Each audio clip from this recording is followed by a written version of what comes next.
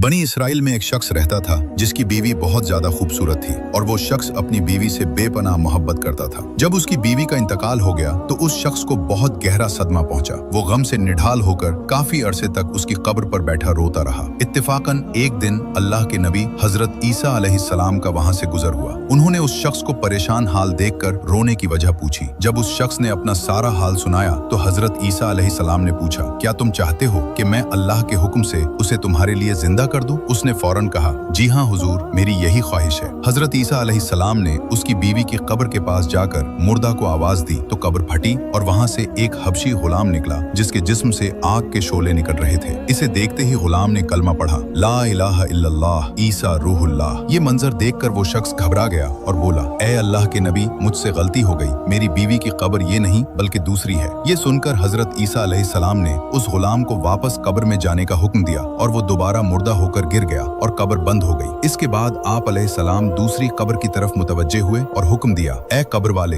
अल्लाह के हुक्म से जिंदा हो जा। कब्र फटी और उसमें से एक औरत अपने सर से मिट्टी झाड़ती हुई बाहर आ गई। उसे देखते ही इसराइली खुशी से बोला, ए रूहुल्लाह, यही मेरी बीवी है। हजरत ईसा अलैहिस्सलाम की इजाजत से वो शख्स अपनी बीवी को साथ लेकर घर की तरफ चल पड़ा। रास्ते में चूंकि वो शख्स कई दिनों से जागा हुआ था, उसे नींद आने लगी। उसने बीवी से कहा, तुम्हारी जुदाई के गम और रातों को जागने की वजह से मैं थक गया हूँ, मैं कुछ देर आराम करना चाहता हूँ। बीवी ने कहा, ठीक है, आप आराम कर लें। वो शख्स अपनी बीवी की गोद में सर रखकर सो गया। इतने में वहाँ से एक शहजादे का गुजर हुआ जो घोड़े पर सवार था और बहुत हसीन और जमील था। उस औरत की नजर जैसे ही शहजादे पर पड़ी, वो फौरन उस पर आशिक हो गई। शैतान ने उसे बहका दिया। उसने अपने शौहर का सर आहिस्ता से जमीन पर रखा और शहजादे के सामने जा खड़ी हुई। शहजादा भी उसके हुस्न को देखकर उस पर फिदा हो गया और औरत की ख्वाहिश पर उसे अपने घोड़े पर बिठाकर ले गया। जब शौहर की आंख खुली और उसने बीवी को वहां न पाया तो वो बहुत परेशान हुआ। वो उसके कदमों के निशान तलाश करता हुआ वहां पहुंच गया जहां शहजादा और वो औरत मौजूद थे।